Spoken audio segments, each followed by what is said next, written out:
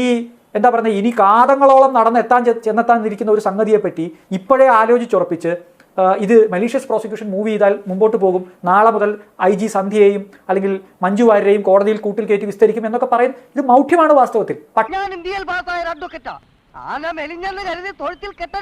സഹകരിക്കുന്ന ആളുകൾക്ക് ഒരു പേടിയുണ്ടാവും, അന്വേഷണ ഉദ്യോഗസ്ഥന്മാർക്ക് പേടിയുണ്ടാവും, ഇതുമായി സഹകരിക്കുന്ന ആളുകൾക്കുണ്ടാവും. ഒരുപക്ഷെ ചില മാധ്യമപ്രവർത്തകർക്ക് പോലും ഇനി എഴുന്നേറ്റ് നിന്ന് പറയുമ്പോൾ ദിലീപിന്റെ കേസ് നേരിടേണ്ടി വരുമോ, താൻ ഈ ജോലി കഴിഞ്ഞ് വീട്ടിലിരിക്കുമ്പോഴും ആ കേസ് നടത്താൻ കാശ് ചെലവാക്കേണ്ടി വരുമോ എന്ന പേടിയുണ്ടാവും. അത്തരം ഒരു ഭയം സൃഷ്ടിക്കാൻ ദിലീപിന്റെ ഇത്തരം ചപ്പടാച്ചികൾക്ക് കഴിഞ്ഞേക്കും എന്നാണ് എനിക്ക് തോന്നുന്നത്.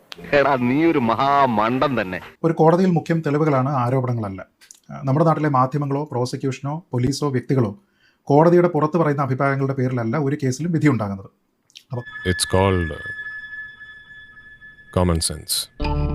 കേസിലെ വിധി നമുക്ക് ഇഷ്ടപ്പെട്ടില്ല എന്നതിൻ്റെ പേരിൽ പ്രതി ആയിരുന്നയാൾ അക്വിറ്റ് ചെയ്യപ്പെടുന്ന സമയത്ത് അയാൾക്ക് ചില അവകാശങ്ങളില്ല എന്നൊക്കെ സ്ഥാപിക്കാൻ വേണ്ടിയിട്ട് ആൾക്കാർ ശ്രമിക്കുന്നതൊക്കെ തന്നെ അവരുടെ മൗഢ്യം എന്ന് മാത്രമേ പറയാനുള്ളൂ. ഈ കേസിലെ വിധിയുടെ വിശദാംശങ്ങൾ നമുക്കറിയില്ല, അതിന് ഒരു ദിവസം കൂടി കഴിഞ്ഞെങ്കിൽ മാത്രമേ നമുക്കത് കിട്ടുകയുള്ളൂ. പക്ഷേ ഒരു കാര്യം നമുക്കറിയാം, കോടതി പ്രൊനൗൺസ് ചെയ്തിരിക്കുന്ന വെർഡിക്റ്റ് ദിലീപ് നോട്ട് ഗിൽറ്റി എന്നാണ്. 1 മുതൽ 6 വരെയുള്ള പ്രതികളിൽ ഗൂഢാലോചന അടക്കമുള്ള തെളിവുകൾ അതൊക്കെ പരിഗണിച്ചതിന് ശേഷം ഇതൊന്നും നിലനിൽക്കുന്നതല്ല എന്ന് കണ്ടിട്ടാണ് അദ്ദേഹത്തിന് നോട്ട് ഗിൽറ്റി എന്ന് പറഞ്ഞിരിക്കുന്നത്. അപ്പോൾ അതൊരു വസ്തുതയാണ്, നമ്മുടെ മുന്നിലുള്ള യാഥാർത്ഥ്യമാണ്. ഇവന്റെ തലയിൽ തലച്ചോറില്ലെങ്കിലും ഞങ്ങളുടെ തലയിൽ തലച്ചോറുണ്ട്. ഈ ദിവസമുള്ള ദിലീപിന്റെ സ്റ്റാറ്റസ് എന്ന് പറയുന്നത് അക്യൂസ്ഡ് അല്ല, കോൺവിക്റ്റ് അല്ല, അദ്ദേഹം ഫ്രീ ആണ്, ഈ കേസിൽ നിന്ന് സ്വതന്ത്രനാണ്.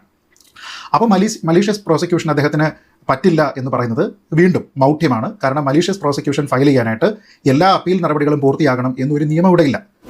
അങ്ങനെ വരാൻ വഴിയില്ലല്ലോ. 2-ലധികം വിധികളിൽ